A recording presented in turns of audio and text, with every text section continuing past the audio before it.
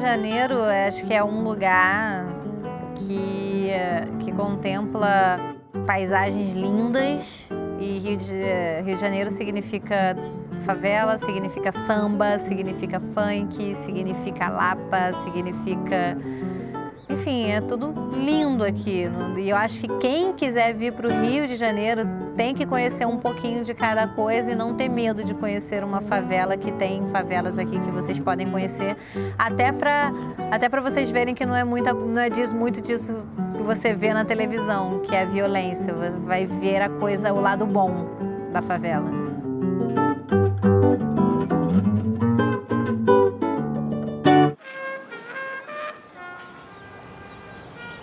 Tavares Bastos is a small favela in the Cateche neighborhood of Rio de Janeiro, Brazil. Favelas in Brazil carry interesting complexities and contradictions in both an architectural and social sense. Tavares Bastos is no exception. Favelas have a reputation for crime and violence, but a visitor to Tavares Bastos can quickly sense that there is something quite amazing and remarkable going on in the small and winding alleyways of this favela. The sensation is not far from that of walking in a small medieval Mediterranean hill city.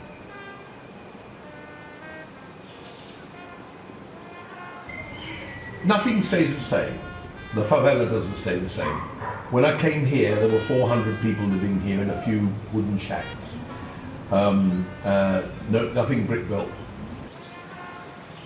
The typical favela is economically disenfranchised and characterized by high crime rates and unemployment. People living in these communities have limited economic, political, and social power. However, as we look at the physical layout of the favela and social interactions within the favela, we also see how engagement in this neighborhood is perhaps stronger than in other areas of Rio. The physical construct of Tavares Bastos generates a very concentrated and unique social situation. Most of the favelas have a history of their own. They were created, they were built by different people coming from different places. For instance, this favela was built by immigrants from the northeast that came here in the 50s and the 60s. 5 or 10 years ago, this was a very northeastern place. You'd easily spot different accents from different parts of the northeast of Brazil. It's no longer true because, of course, after the police came and there were no more drug traffic, there was a bit of a how can I say, housing boom here, and people started renting places here, and there are people from all sorts of places here now. In Tavares Bastos, the architectural space and social space reflect each other and are under continuous metamorphosis. The place is never completed, never finished. It is under constant upgrade or repair. If the social life changes, so do the buildings, and vice versa. Is it the architecture, the layout of the place that influences how people interact with each other, or is it people's interactions that influence how they build it? Or is it just a coincidence and they just live around the things that happen to sprout up in the environment around them? Eu morava em Paris, sonhava com o mar. Ficava olhando cena que corria sem parar. Subi na torre Eiffel, chorei de tanta dor, porque eu queria estar no Rio, lá no Cristo Redentor. Já morei em Nova York, Sarajevo, Chernobyl. Os problemas existem no mundo inteiro, não é só no meu Brasil. Mas foi na Estátua da Liberdade, quando eu joguei uma rosa no mar. O mar ficou tão verde e rosa, me deu vontade de sambar. When I came here, I thought it was not fair to make concrete in the forest. So I bought this wood. It's back to the place. Now the wood is close to the forest again. Já procurei no mundo inteiro um lugar tão lindo assim. Ó meu Rio de Janeiro, meu amor sem fim. Ó meu Rio de Janeiro, meu amor sem fim. Rio is known for its many colorful neighborhoods. Ipanema, Lapa, Santa Teresa, and so on. each with its own flavor and identity. However, when we talk about favelas, we tend to group them all together. This diminishes the uniqueness of a place such as Tavares Bastos. Of course, favelas carry similarities regarding architecture, history, and social strata, but it is important to keep in mind that what is true in one favela is not necessarily true in all favelas.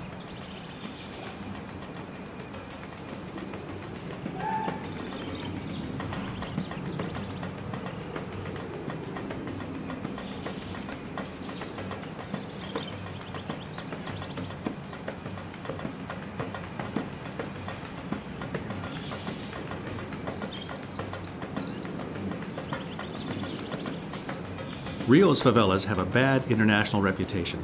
They are known for high crime rates, drug trafficking, and other socioeconomic problems. This image is reinforced in the media, which perpetually portray favela life in a highly negative light. However, for a visitor to Tavares Bastos, the image of a crime-ridden place of misery quickly fades after a stroll along the winding alleys. Small shops and open doors offer glimpses of relative prosperity and safety. The joint effort by the community and the BAPE, the Brazilian military police, have rid this favela of drug trafficking and related criminal activities. In fact, Tavares Bastos was one of the first favelas to rid itself of the drug gangs.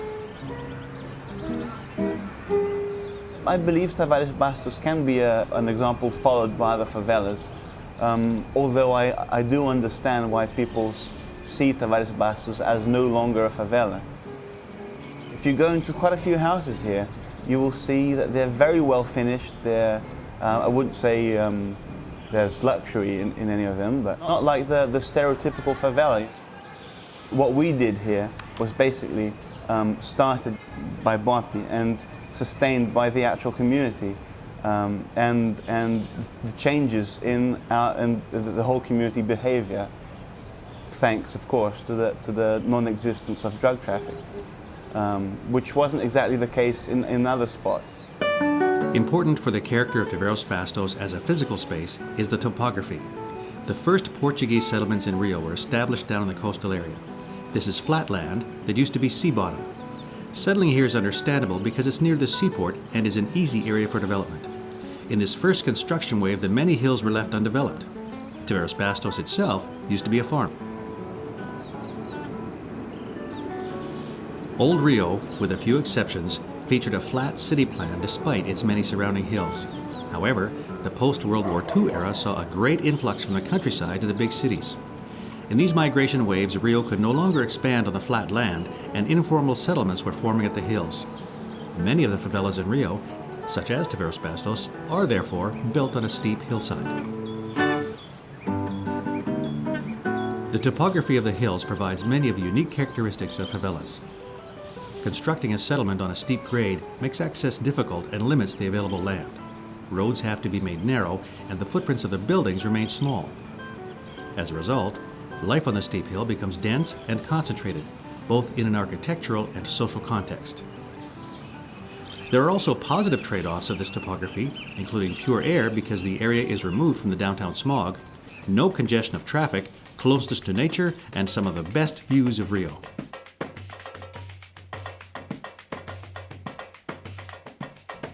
With the jungle as its backyard and a hairpin road for a driveway, it sits, nestled into the side of a mountain above Rio de Janeiro.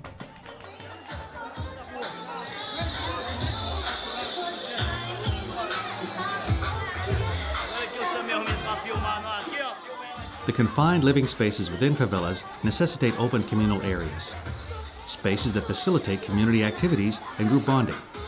Throughout Tavares Bastos, we find a variety of communal spaces ranging in size and function, but all providing a space where people can meet and hang out, play music, eat and drink.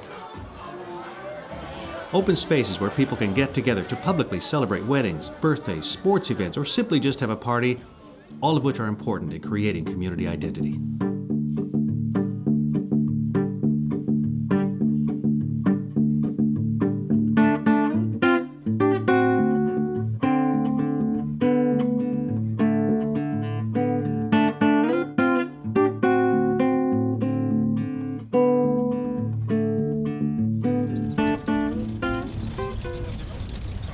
For example, the space where the buses and motorcycle taxis arrive is an area where people mill around waiting for a ride, as well as strike up a conversation.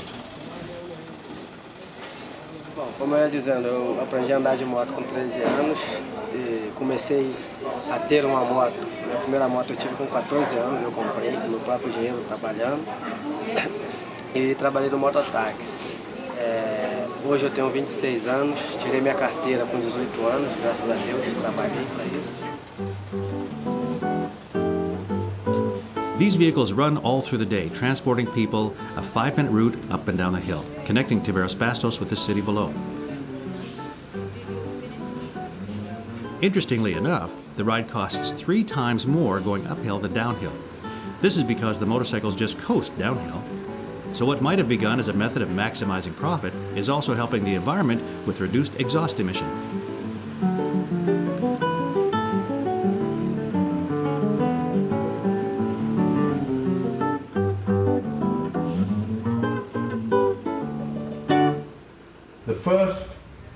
The first present a boy gets here is a ball. He lives with that ball, it becomes part of his body.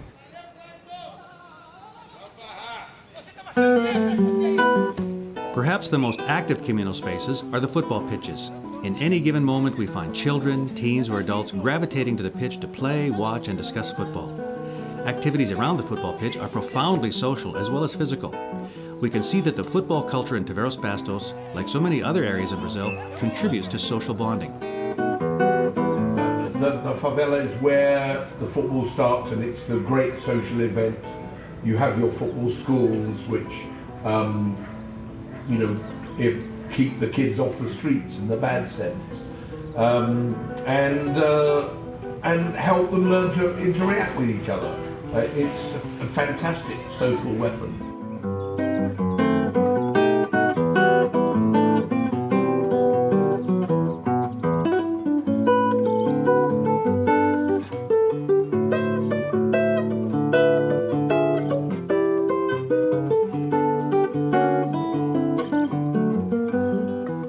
Sports also contribute to physical fitness, as does walking. But in a favela, even walking is amplified. Favela layout and architecture are physically challenging. Everywhere you go, you have to walk because the paths are so narrow and so steep, and you are usually walking up and down a lot of stairs. Life in the favela is very physical. Querer ir no mercado ou em algum outro lugar, eu sempre penso, aí a preguiça bate, aí eu nunca, tipo assim, me animo em descer, pensando que tem que subir tudo isso. This physical lifestyle might seem problematic. However, people outside the favela pay large sums of money for gym memberships with treadmills and stairmasters.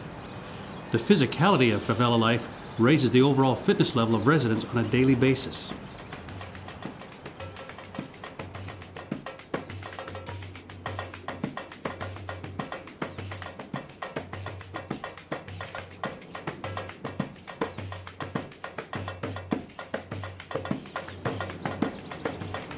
Even if people are living in very tight physical coexistence, they still want to express themselves as individuals.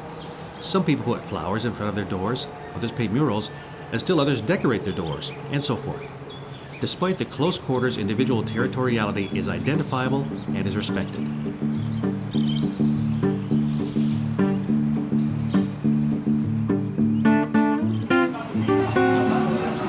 A vida social aqui, eu acredito que são das melhores, na minha opinião, porque eu não tenho inimizade com ninguém, nunca fiz, nunca procurei fazer. Eu sempre fui essa pessoa assim, simpática, falei com todo mundo. Tem algumas pessoas que não se batem, isso existe em qualquer lugar. Entendeu?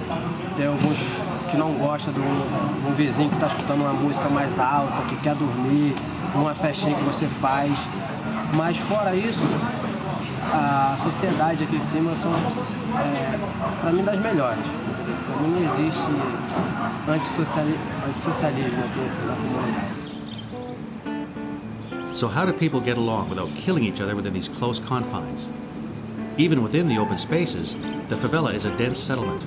It is almost impossible in this environment to achieve full privacy, as becomes evident in the openness of the favela lifestyle. Living in community, that I have to say really touches me. not just here, but in other favelas I've been to. Everyone knows you, they know your parents, and it's a bit like living in a small town. Everyone knows a bit of your history, where you live and why you've been living there. And that's very nice. It's a sense of people help each other, carry material, for instance, or mend your car.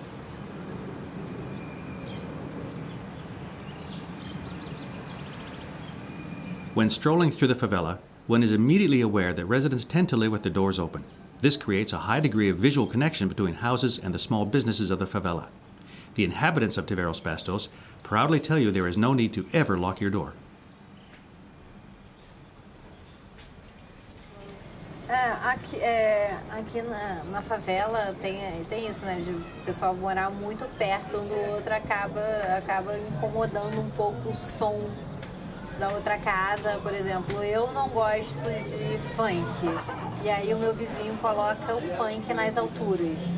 E aí é um pouco chato, que a gente não tem muito, porque a gente acaba respeitando, mas sabe, com uma raivinha, então a gente acaba ficando calado. Tem vezes que, quando você conhece a pessoa, você pega e fala, pode diminuir um pouquinho, mas é muito difícil, é que a maioria das vezes a gente acaba deixando alto e há uma guerra. Então, se ele gosta de funk, eu gosto de rock, eu acabo botando o meu rock um pouquinho mais alto do que o funk dele. Even in areas where this visual connection is limited, there is always an audio connection. At any point in time, you can hear buzzsaws and hammers, TV and radio, music, dogs barking, and babies crying. The favela is an open and chaotic soundscape, an overlapping cacophony of noise and music. Frequencies float from windows, out of doors, and down hallways, offering only a moment of conversation or song before they are drowned out by the next. My jazz night here, which I started up 6 years ago, I started up with 2 friends and myself, and a dozen people came around, and we had a barbecue and drank a bit, and it was a wonderful night. It was really wonderful. We decided let's do one next month. Now we have regularly 500 people coming up here. So what happens is everybody's bars around here, everybody sells something, makes money out of the 500 people who come up here.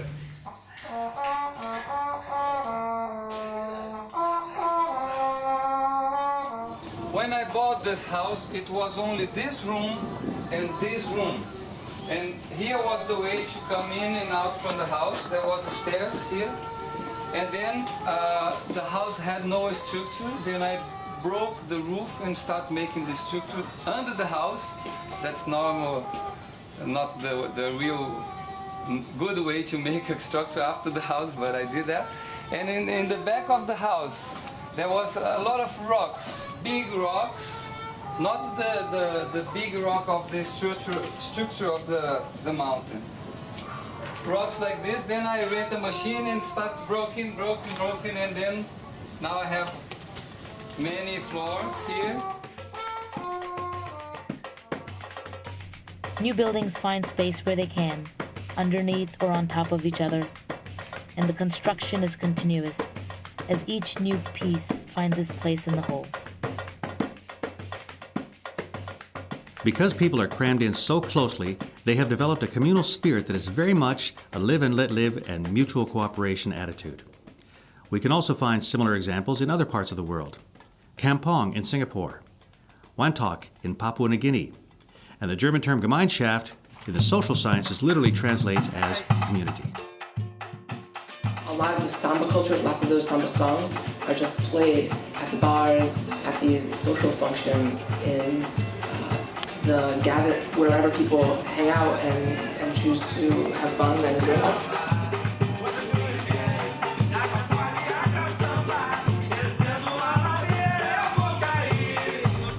I wouldn't say music is the cause and architecture is the effect, but I think they both are the result of some kind of phenomenological state of mind of people in favela in the general sense. They are both manifestations of their culture and their way of thinking. You can see them existing the same way, being built the same way, and being composed the same way.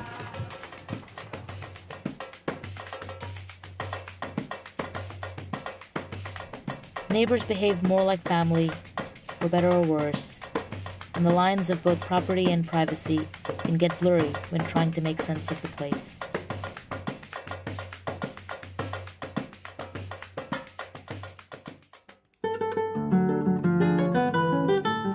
There are disagreements to be sure. People are people. But in the foundation of Tavares Bastos lays a great level of tolerance, understanding, and acceptance. Live and let live. Some of the research on trust and human interaction ties in with the attitude of tolerance we find in Tavares Bastos. Generalized trust, the sense that people are inherently good and you can trust your fellow human beings, correlates with a close coexistence. On the other hand, particularized trust, also known as in-group trust, refers to an attitude of us versus them. I trust my group, I don't trust your group, and correlates with segregation and separation.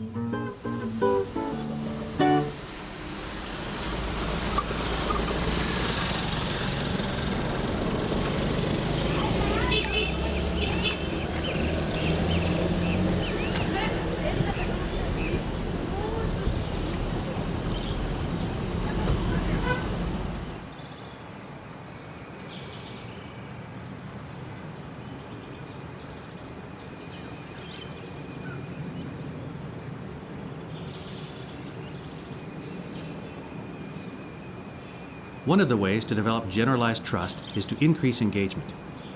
Engagement increases with interaction, with people and with architecture. The favela's topography and architecture lead to a massive and constant interaction. Interaction between people and interaction through the constant repair and reconstruction of the favela's buildings.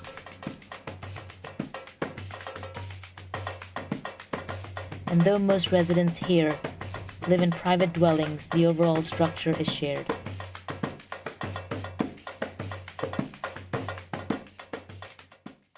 From one side, we have a beautiful view of the sea. From the other side, we're basically in the forest. So it's nice and fresh. You can wake up in the morning to the sound of birds singing, which, of course, that would never happen down in the asphalt, as you say. A laje na favela é incrível para fazer festa, para você receber as pessoas. Não tem lugar melhor no mundo, porque você recebe os seus amigos aqui e aí eles têm uma vista incrível. E aí você faz churrasco durante o dia, você pode fazer uma festa durante a noite. So why is it important to understand Tavares Bastos? This favela is one of those forgotten or even disregarded places that might not seem to offer much in a discussion of how to develop future communities or cities. However, when we study Tavares Bastos, we find that the residents experience a strongly cohesive and mutually rewarding social existence. The thing that we're going to miss is the view and the parties and the barbecue. Why is social life so positive in this marginalized physical location? Is this simply a romanticization of the poor? Or is something really happening in this favela to create a positive lived reality? It is important to understand that the favela is not utopia. There are problems here like everywhere else. Tavares Bastos is primarily a residential area, and as such, people have to commute to the rest of the city to find work, cinema, nightclubs, hospitals, schools, etc.